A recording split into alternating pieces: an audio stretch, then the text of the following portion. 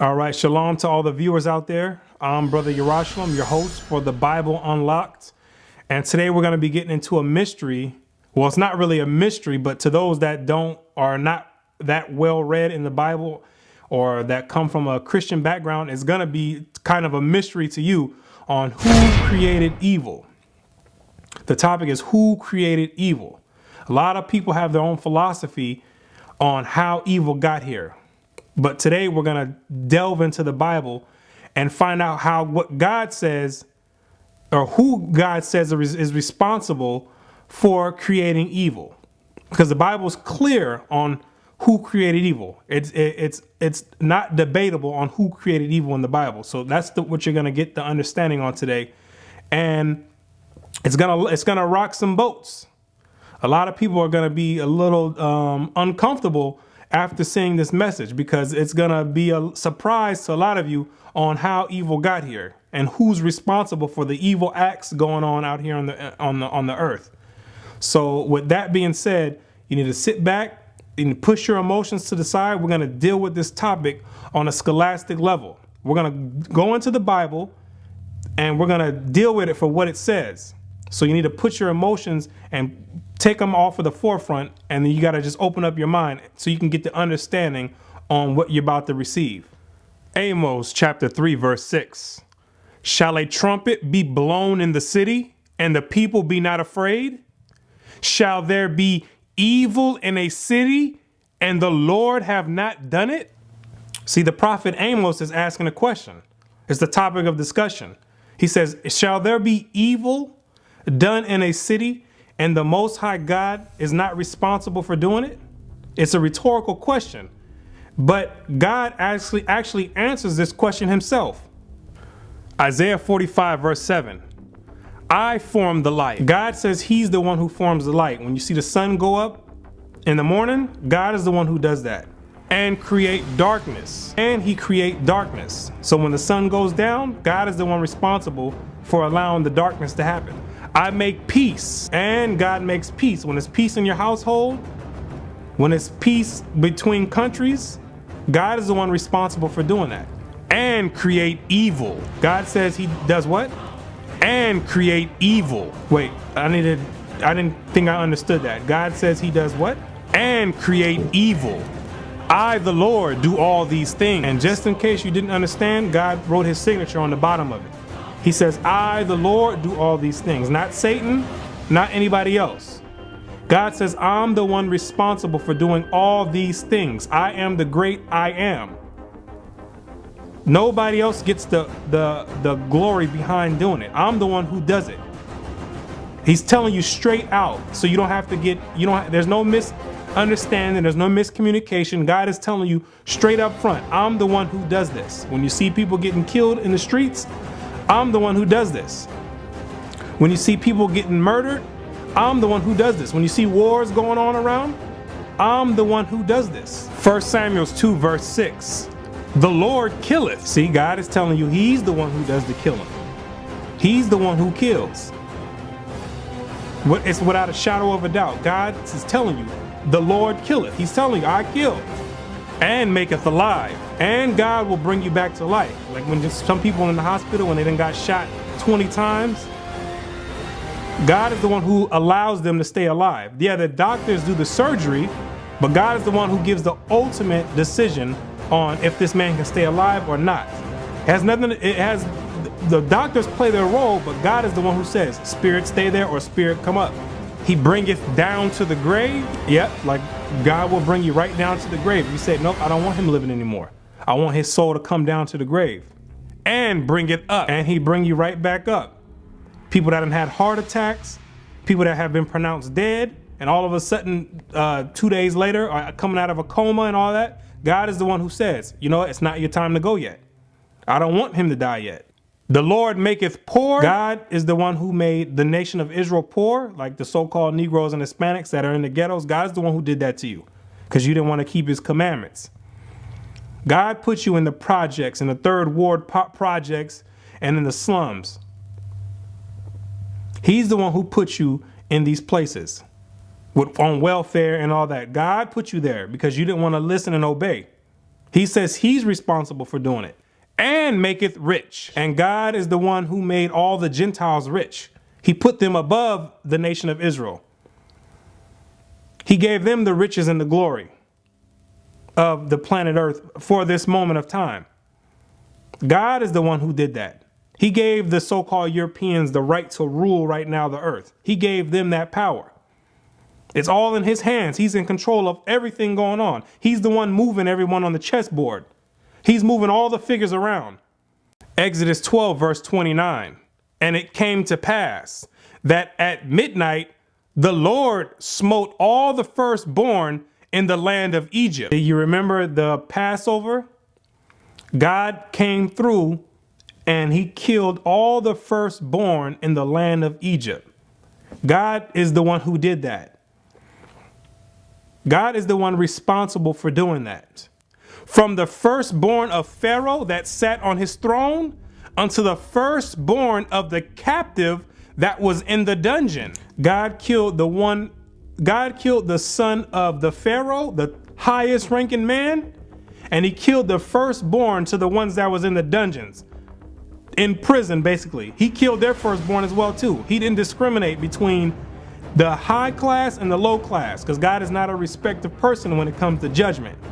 It doesn't matter how high lifted up you are or how low you are. If he's going to come through and he says he's going to kill all the firstborn, everybody has to die. And all the firstborn of cattle. Imagine that.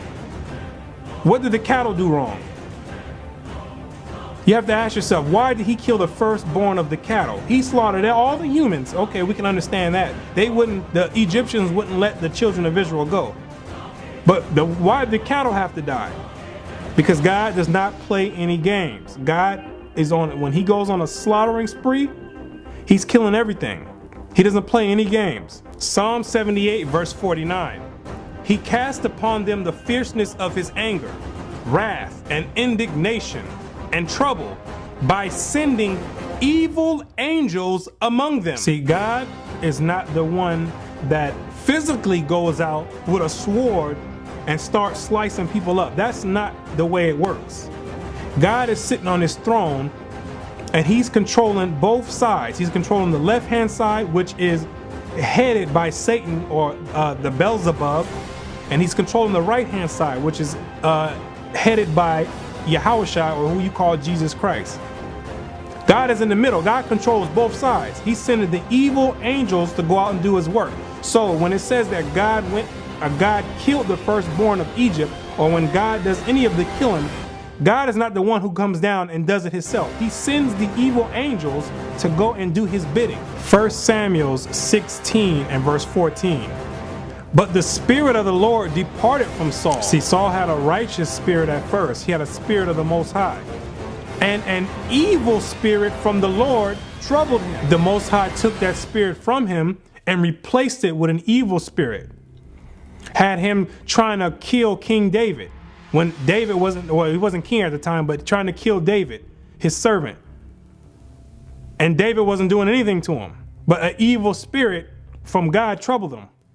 And Saul's servant said unto him, Behold now, an evil spirit from God troubleth thee. See, they knew that the spirit came from God, not from Satan or not from anyone else. God gave the commandment to Satan to go and inhabit Saul.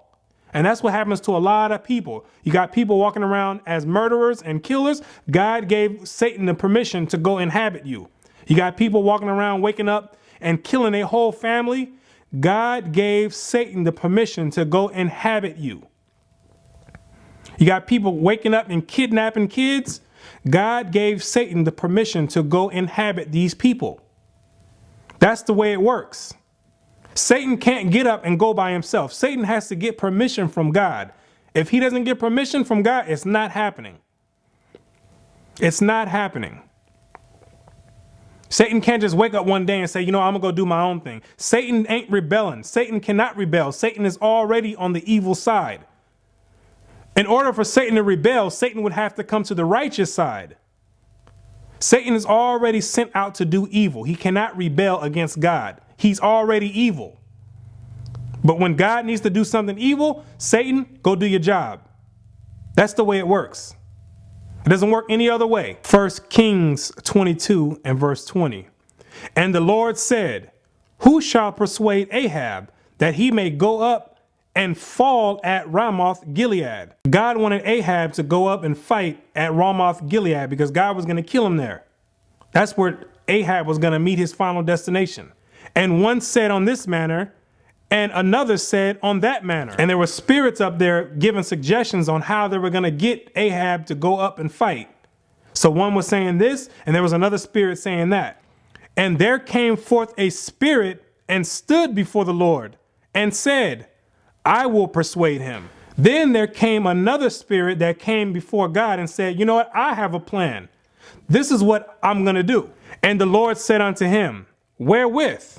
And God says, he said, what's your plan? Let me know what's up. Let me know what you got in store. And he said, I will go forth and I will be a lying spirit in the mouth of all his prophets. The spirit says, I'm going to go out and be a lying spirit in the mouth of all the prophets, because the prophets were given Ahab counsel. He asked the prophets if he should go up and fight.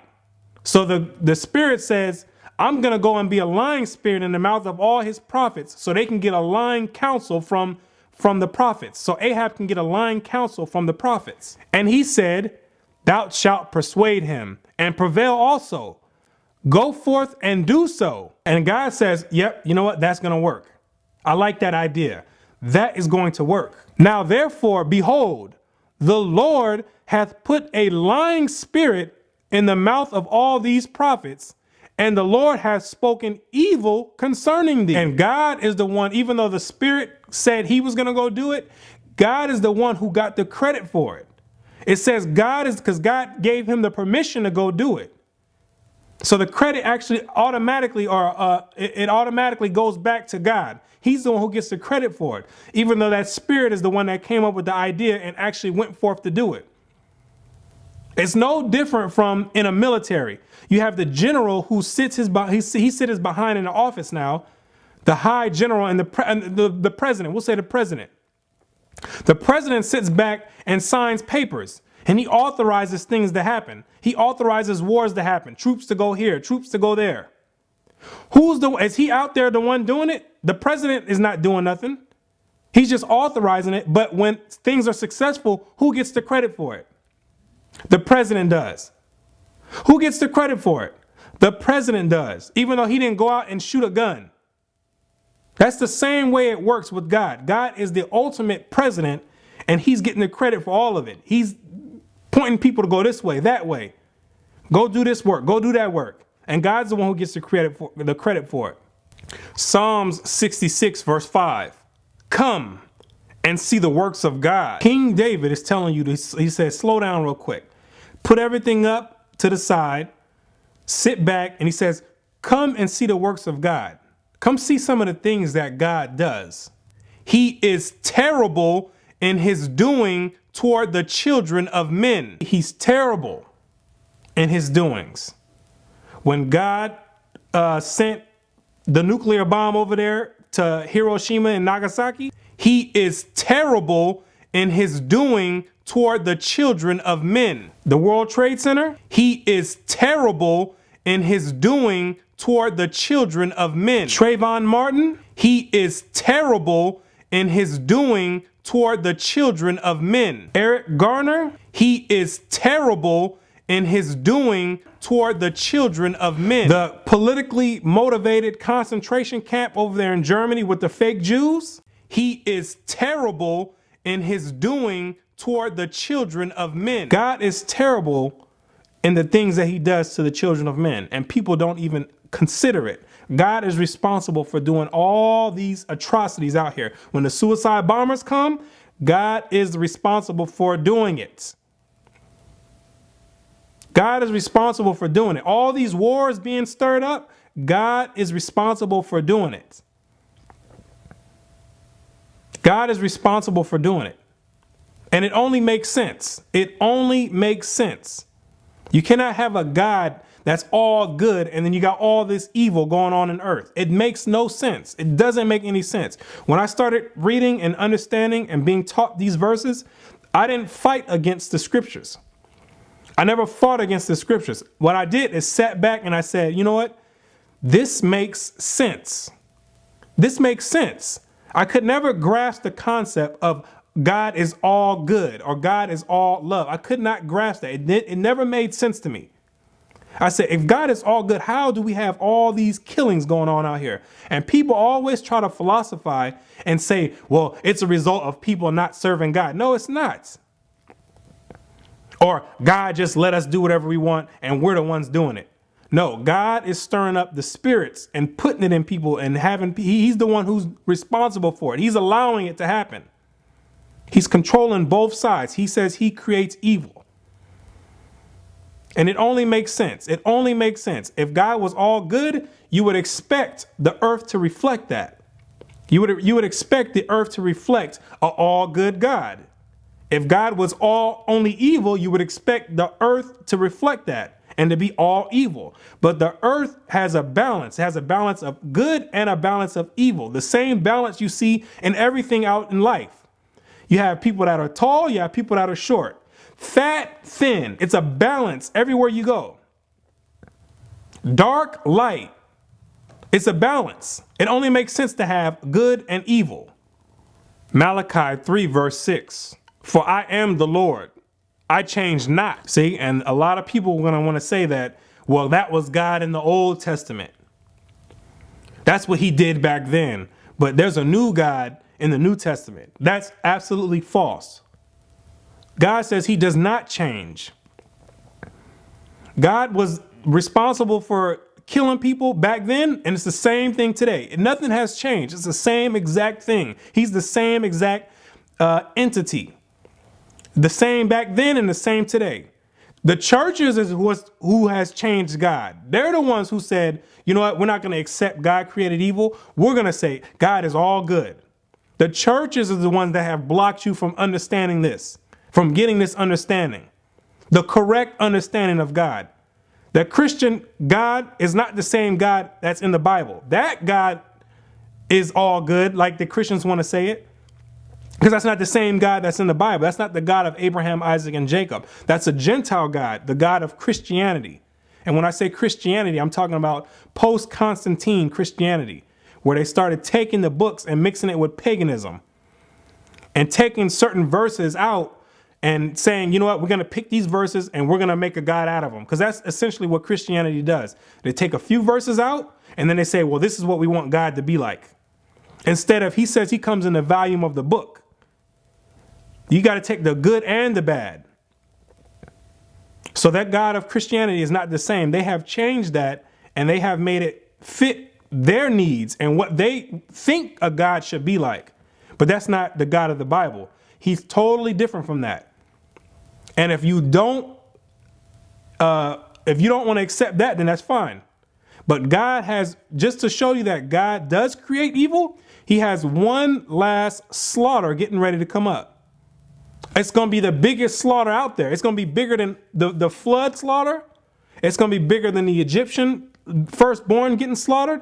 It's going to be the biggest slaughter getting ready to come up when the seventh seal was broken. Just in case you didn't know that God created evil. Revelation 9 verse 15. And the four angels were loosed, which were prepared for an hour and a day and a month and a year, for to slay the third part of men. See, this is the seventh seal being broken. The last seal, and it's the fifth trumpet in that seal being blown.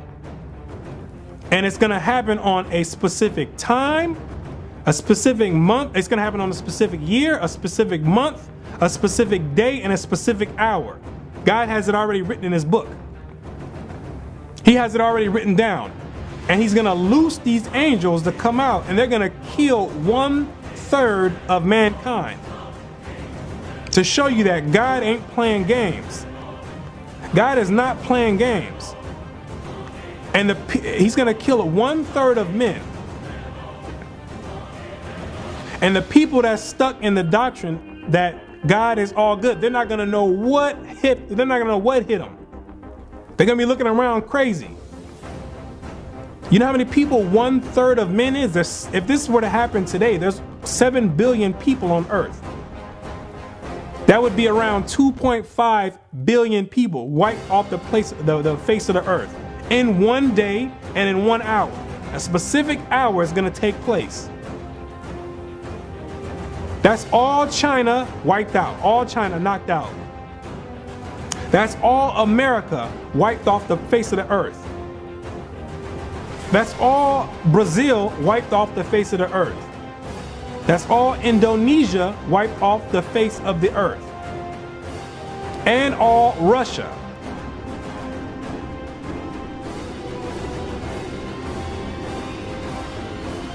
God is planning to slay 1/3, so that would be equivalent to all those countries being knocked off the face of the earth in 1 day and in 1 hour.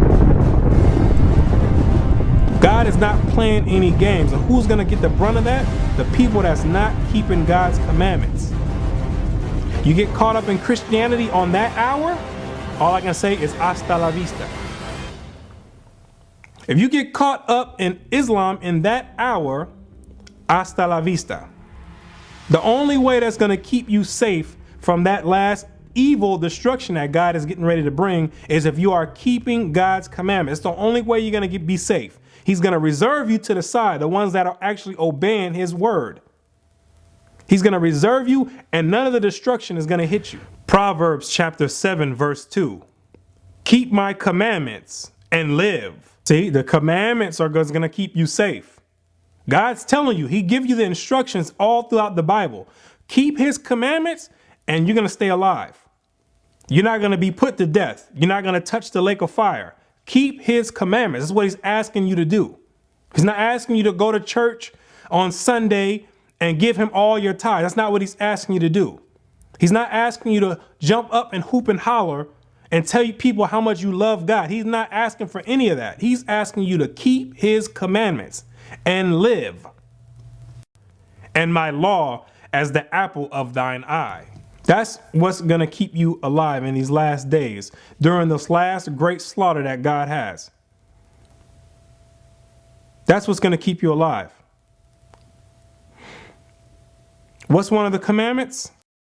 Leviticus 19, verse 26.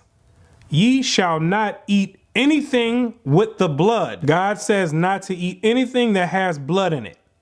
This is a commandment you must be keeping. I know there's a lot of Europeans or so-called Caucasians that like to eat their meat raw. The children of Israel are not supposed to be doing that. You cannot be eating your meat with the blood in it. That's an abomination. God will kill you for doing that. Absolutely. Neither shall ye use enchantment nor observe times. And you're not supposed to be using enchantment. You're not supposed to be doing anything with witchcraft, sorcery. You're not supposed to be doing any of that. Ouija boards. You're not supposed to be doing it. Or observing times. You're not supposed to be trying to find out what your sign, zodiac sign is and what does that mean if you're a Virgo or a Leo. You're not supposed to be doing that. That's an abomination. God will kill you for doing that. Absolutely. So God is the one responsible for creating evil. He sends out Satan to do the evil, but God is the one who authorizes it. That's what it's saying. That's what God is saying. He authorizes the evil to happen. Nothing happens unless God says it's okay. So with that being said, I'm going to say shalom and peace and blessings to the nation of Israel, those that come back and keep God's commandments in these last days as commanded. If you want to be saved from the evil and the wrath that God is getting ready to bring on this earth. You see it every day. You see God's wrath and his evil every single day. The evil that God allows Satan to go out and do. You see it every day. You hear about it on the news. You see it in all walks of life. So in order to be safe and protected from that, you must be keeping God's commandments. The commandments are a force field to prevent you from all harm. That's the key. That's the key. You must understand that. You must understand that. You have to get your mind out of the Christian concept of God, because that is going to kill you. You're going to get killed in that concept. That was put in place to keep your mind enslaved. That had you put God in a box by saying he's all good. He's in a one specific box, and you don't even understand what he's capable of doing. That's why most people don't fear God, because if they understood that God is the one who authorizes the evil, you would be doing what he said. You would be doing exactly what he said. So with that, I say shalom until next time, and peace and blessings. Shalom, this is Brother Yerushalayim asking the viewers to like the video, subscribe to the channel, and share the videos so that the word can be spread throughout the four corners of the earth as prophesied. And with that, I say shalom and peace and blessings to the nation of Israel.